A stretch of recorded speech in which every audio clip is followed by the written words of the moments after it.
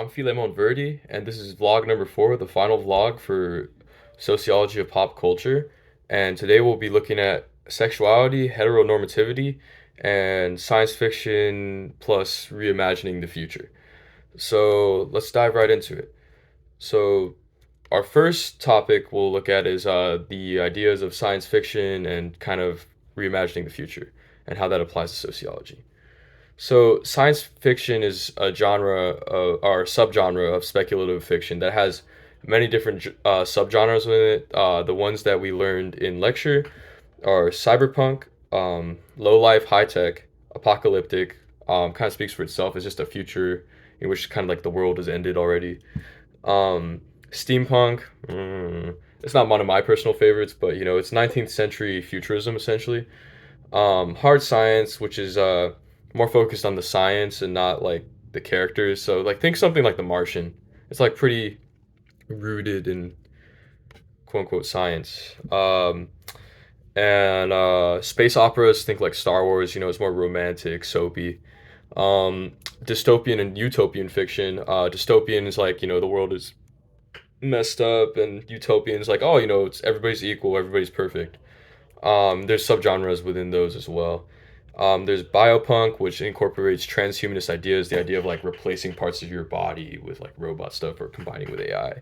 Movies like Transcendence, I believe, with Johnny Depp, or honestly, biopunk kind of combines with cyberpunk in a way because the transhumanist things, aspects of replacing your body parts with robotic parts, it's very intertwined. Time travel, pretty self-explanatory. And then there's Afrofuturism, which focuses on issues of the African diaspora. Afrofuturistic movies that I could think of off the top of my head.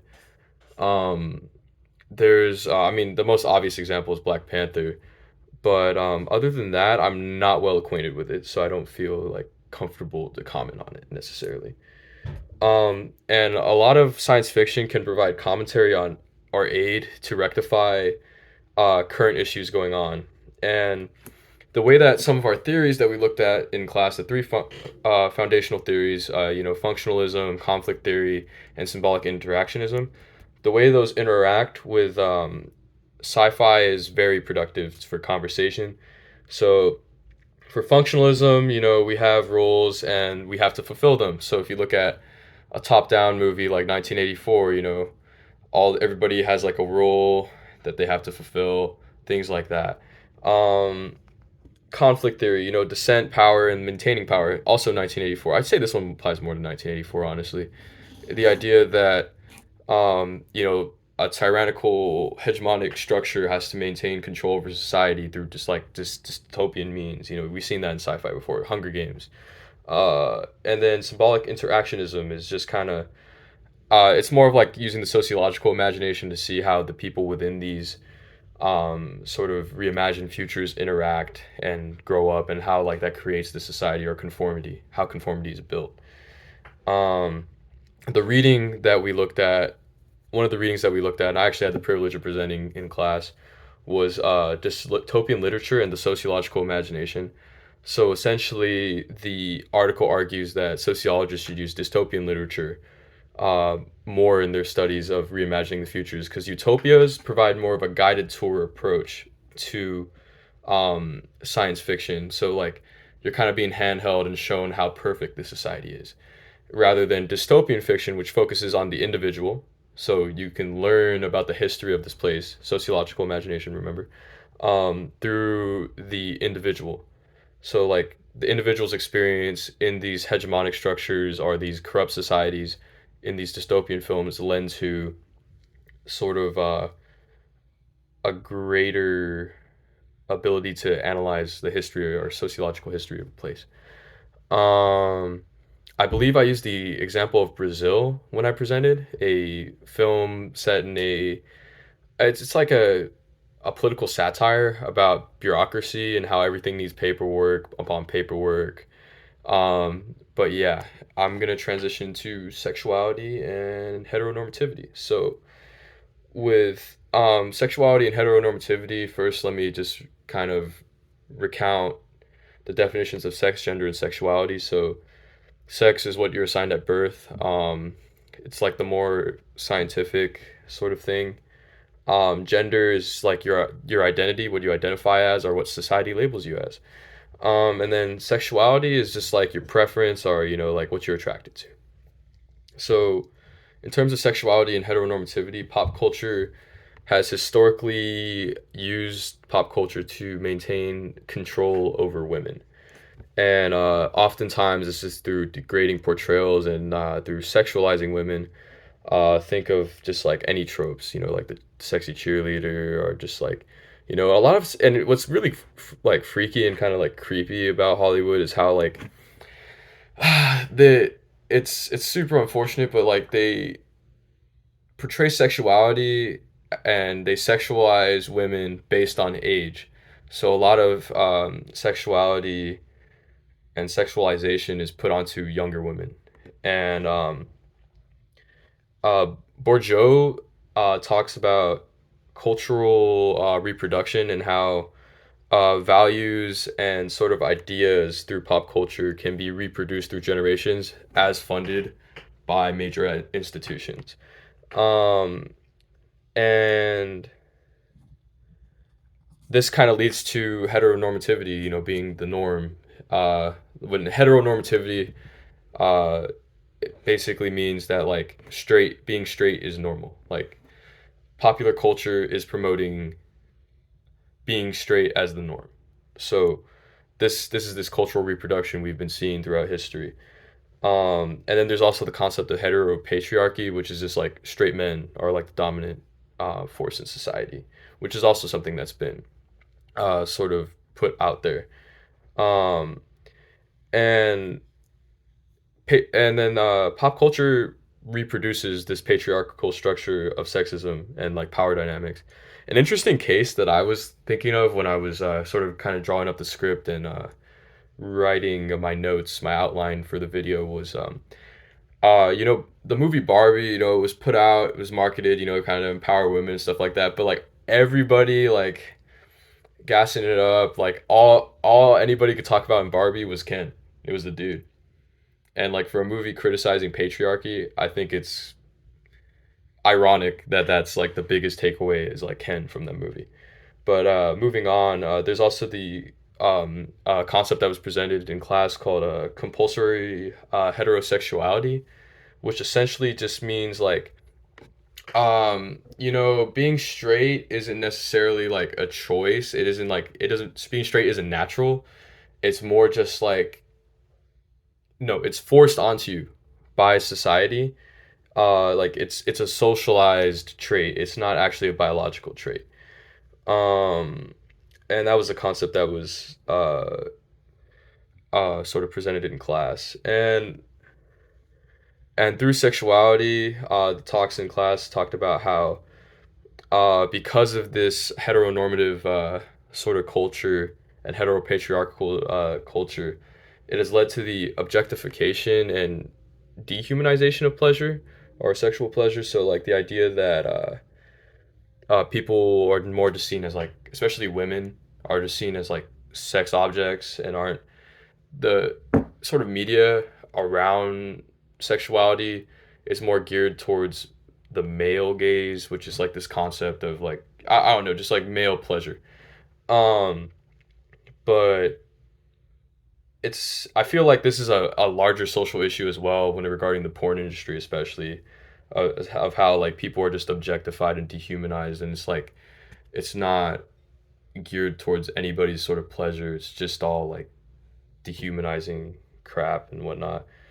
And there was also talks and lecture about how women claiming ownership kind of takes that like that structure away, like takes the resources away for men to just like dehumanize and objectify them. Um, we also talked about sex or sexuality being a taboo, and this is kind of goes into like how in the 50s it was portrayed that men and women slept in different beds, and like now it's becoming a little bit um more accepted to be a little bit more sexual and whatnot, but overall it just kind of it's still like an issue for people that are queer, are LGBTQ plus.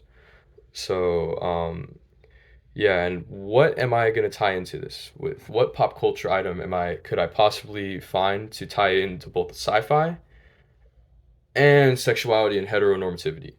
So I actually fan of this cartoon. It's a very like avant-garde, like very small cartoon. You can't really find it anywhere. I had to buy the DVD for it. It's called Eon Flux. It's it's just set in the dystopian reality, and it has a lot of like avant-garde, very like taboo subjects portrayed in it because it's an experimental show created for MTV's Liquid Television. And I'll be analyzing that in the next segment. Before I start the Eon Flux sort of tie in to sexuality, heteronormativity, and the science fiction and reimagining of the future segment, I'd also like to mention that the reading marginalized bodies of imagined futurescapes, ableism, and heteronormativity in science fiction reading applies kind of heavily to this show, as this show kind of it actually escapes the traps that a lot of sci-fis do in portraying heteronormativity and kind of like a future where everybody is just straight and whatnot. Segueing into the actual analysis part of the video, Eon Flux was an experimental cartoon developed for MTV's Liquid Television segment, or block, and it presents a morally ambiguous protagonist in Eon. And Eon was a provocative, dressed, and very much like seductive type of character in design, but in practice, she's like a cunning spy who acts with free agency and torments her like enemy slash lover, who's like the leader of this dystopian surveillance state called Trevor Goodchild. This guy, who's a man whose sexuality is ambiguous, but who has feelings for Eon nonetheless. And like I said, it takes place in a dystopian reality. So the society in Eon Flux, Bregna and Monica or something like that. Is There are two states at war with each other. It's kind of like a Cold War. So like there's a wall in between the states, like a border. And in Bregna, that's the one that Trevor Goodchild is in charge of, and it has like zero privacy. Everybody's being surveilled, and it's very draconian. It has all these weird experiments being done on everybody. And Trevor Goodchild is like kind of like this runs this cult of personality in which he can do has free reign to do whatever sort of freaky things he wants to do. And a lot of the episodes of this show focus on questions of sex and sexuality, as well as just heteronormativity in itself. An episode that comes to mind is End Sinister, actually the final episode of the entire show, and it deals with this alien crashing into Bregna, and Trevor becomes fascinated by it because it doesn't have any reproductive organs. So it's a non-binary alien. Mind you, this show came out in the '90s, like early '90s, and he's just trying to understand it. And it's him and Eon fighting between like this alien. And what ends up happening is Eon gets frozen in time and then sent to the future. And it turns out that the alien was an alien; it was human, and that humans evolved to be like these non-binary creatures that reproduce through like vibrations and stuff like that. It's a really neat reimagining of the future, and that like once humans learn to let go of their materialistic possessions or something like that, they turn into these non-binary aliens that just reproduce off vibrations, and that's when society actually flourishes and not ends. The only issue is that the dystopian part of that episode is that I don't believe the aliens have like a mouth, so they can't really eat or absorb anything. So it kind of leads to humanity's end once they evolve to that. There's also an episode in which Eon Flux is cloned, and this episode deals more with the sexuality of Eon herself, as she's very attracted to Trevor, but she's also not. Like she also just likes to mess with him and like kind of like undermine his sort of dominance as a man and a ruler of this like one country. So she lets herself get captured to be cloned, and then creates an evil plot with the clone of herself to um, or not evil, just like a plot to kind of prank Trevor, where she's gonna pretend to be the clone that's gonna be like Trevor's like pleasure object, but then Trevor's like, no, but you're not the clone. He's like she's trying, and he's like, what? She doesn't know because he's trying to act like the clone. And then the clone of Eon is doing like her spy mission stuff and sabotaging the state. And at the end of the episode, Eon actually realizes, oh shoot, I have feelings for Trevor. But that's when the clone shoots Eon, and then that causes Trevor like a bunch of grief and whatnot. But overall, the show is just like it's a really provocative show. Like there's another episode that deals with like complex philosophy. Um, as there's this idea of the demiurge presented, which is like ties into the Gnostic lore. That's like a religion, and the demiurge like causes people to act just kind of like erratically. It's like this alien being that looks kind of like a, I don't know if it's a Buddha or like Kali, like one of the Hindu gods, or something like Hinduistic imagery or Buddhist imagery. It's just a really psychedelic looking episode.